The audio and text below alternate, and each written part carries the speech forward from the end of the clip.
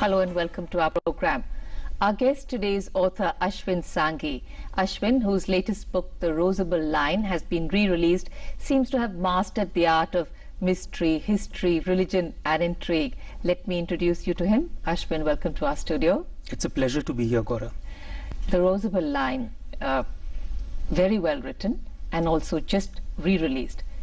So how did you manage to choose this subject for a first book? It's an intoxicating subject. It's one of those where you read something and it's one of those subjects that you want to explore more and more. But it's probably not the ideal topic to take for a first book, for a first-time novelist to him. So there were several books on the subject actually. There were about 25 or 30 books which had already been written about the possibility of either Jesus having spent his missing years in India or the possibility of Jesus having returned to India after the crucifixion, having survived the crucifixion. I found this fascinating. I just started reading up everything that I could. And so this was not something which happened one day. It was something that took several years. It was only around 2005 that I said that, you know, there's so much material there, but why isn't someone bringing this material into the realm of popular fiction? Because the best way of being able to educate someone on any topic is to popularize it. So tell me, do you think of this as a work of fiction or faction? Because there's so many facts which have also been brought into the plot. As an author, I think what appeals to me is fiction that sounds like fact. I think increasingly, for example, in the media, we nowadays want to hear fact that sounds like fiction because it's more interesting. So I think the fun in these sort of books is that you rarely know when you are switching from fact to fiction and from fiction to fact. And that's what makes for an interesting read. Of course, people ask me, well, is this fact or is this fiction? Well, honestly speaking, I prefer to call it fiction because fiction allows me the liberty of being able to give as wide an interpretation to the facts as I like. Okay. When you're writing within the realm of fact or non-fiction, you have to be exceptionally cautious about what you say. But also to state something as fact and something which touches so many sentiments across religions is also strewn with other complications, and I think you would not like to get involved in those also. So in fact, I must tell you honestly, a lot of people would be a little concerned or worried that, oh, you know, this book could be a divisive book. No, in fact, it's a uniting book. It's a unifier.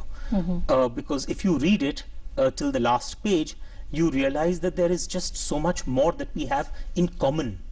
So the focus has been to focus on the commonalities rather than focusing on those things that separate or divide. Okay, because you've traveled across most of the major religions of the world. Absolutely. And it's also been, I think, somewhere a fine line as to not to be judgmental, you know? Absolutely. Because when I went through the process of researching this book, I realized that actually it makes no sense to be judgmental. When you see the to give you an example, if we take the patriarch of Judaism, Abraham, we know for that most historians peg Abraham to be around roughly 3000 odd BC, which is about roughly 5,000 years ago, and that he lived probably in Mesopotamia, modern day Iraq.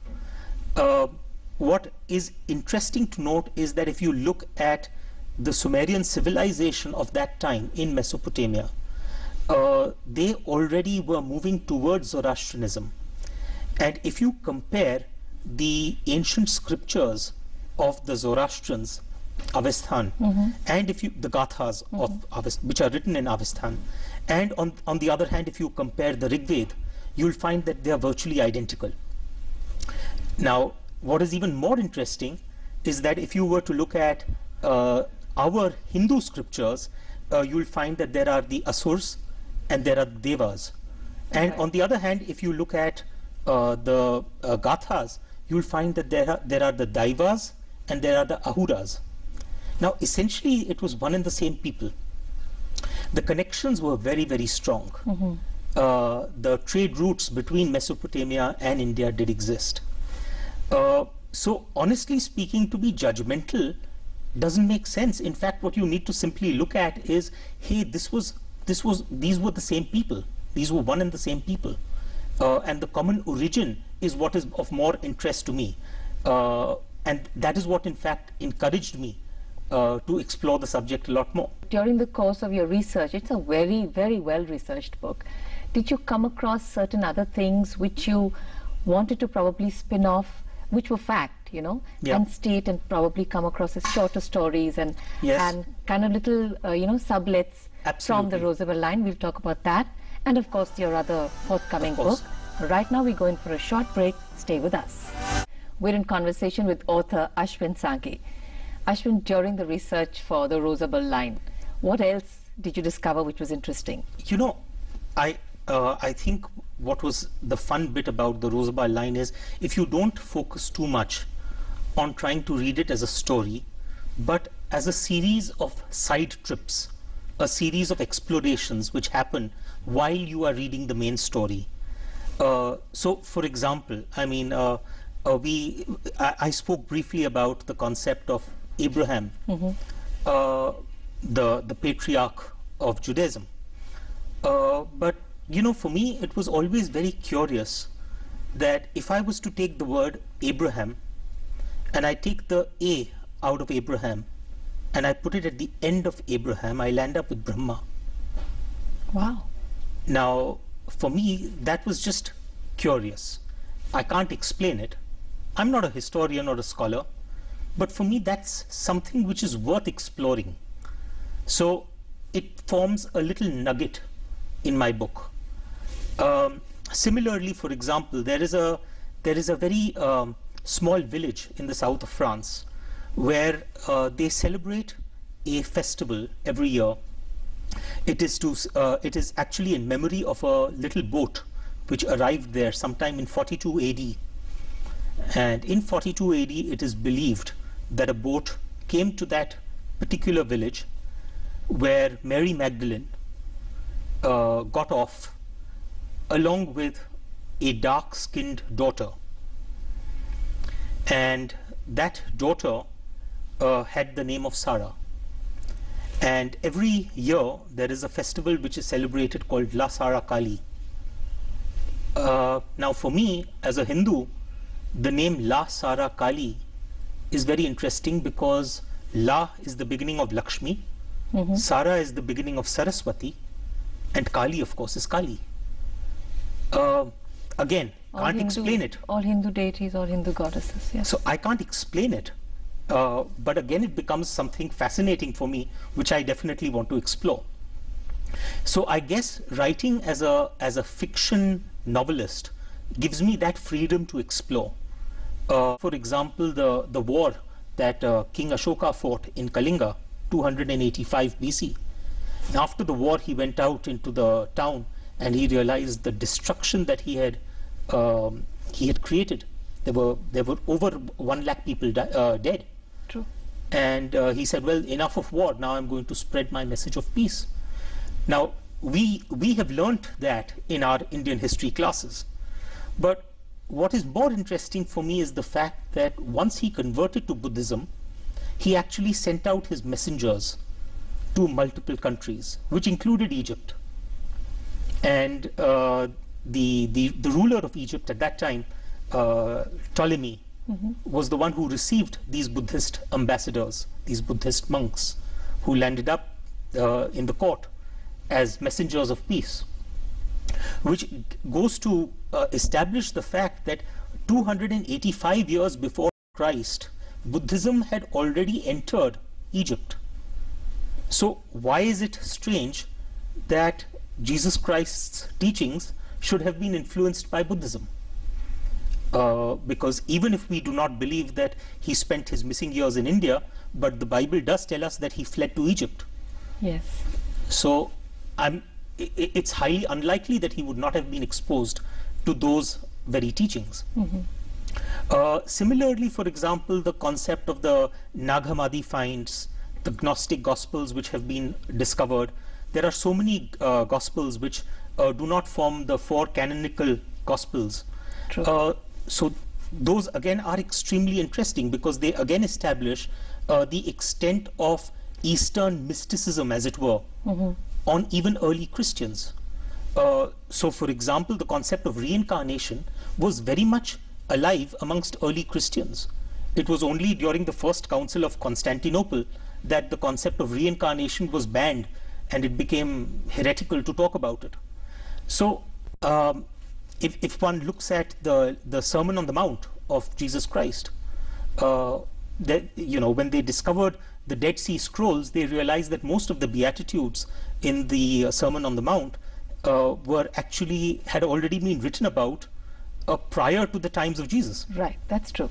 So some of the sections in the book are fairly hard-hitting. There's murder, it's gruesome. Yeah. So, and mixing religion with that. Yes. So did you find a dichotomy somewhere there? On 9/11, well, it was a terrorist attack, but at the end of the day, it had its roots in a certain belief, in a certain thought process.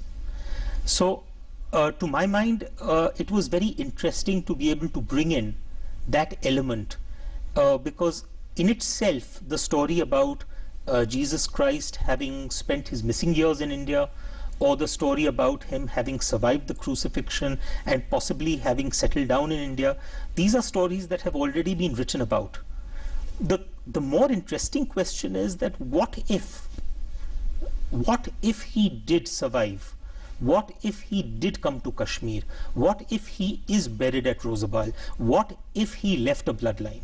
In the recent years, there have been people who've actually claimed to be of the lineage of Jesus Christ in Kashmir. And I found that also extremely fascinating, that, well, here is someone, a modern day contemporary individual, who says that I can trace my roots back to Jesus Christ. Of course, there are multiple sources within Kashmir which point to the presence of Jesus Christ there.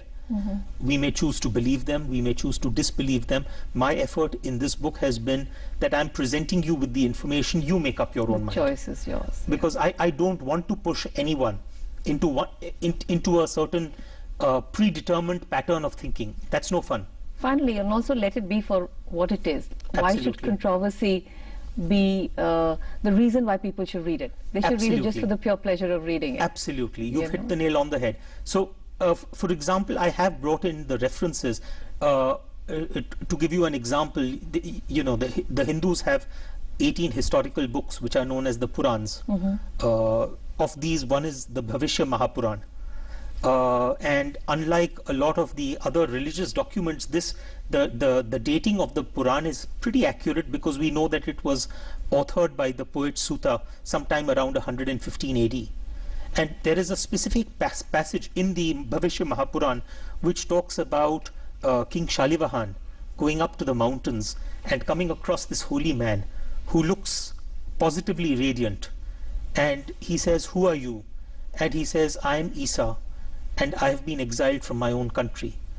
And this entire passage, I have reproduced it word for word in the book. Similarly, for example, you have the Shankaracharya Mandir in Srinagar, which at one point of time used to be known as the Takht-e-Suleiman. And on the steps of the Shankaracharya Mandir, there are 4 Persian inscriptions which talk about Yusuf, or the leader of the healed. And of course, as we know, Jesus was very famous for his healing powers. Yes. So in my book, I have attributed the fact that Yusuf, leader of the healed, was none other than the greatest healer of all time, Jesus Christ. Okay. So I think for anyone who is looking for to find fault with this book, they can find many. I have left myself open to that. But for those who are really looking at it as a opportunity to explore the subject, A joyous exploration. I think it's fascinating. Ashwin, may you carry on such wonderful research. May you carry on bringing out such wonderful books to read. Wish you all the best. Take care. Thank you so much. Thank you for coming. It was a pleasure.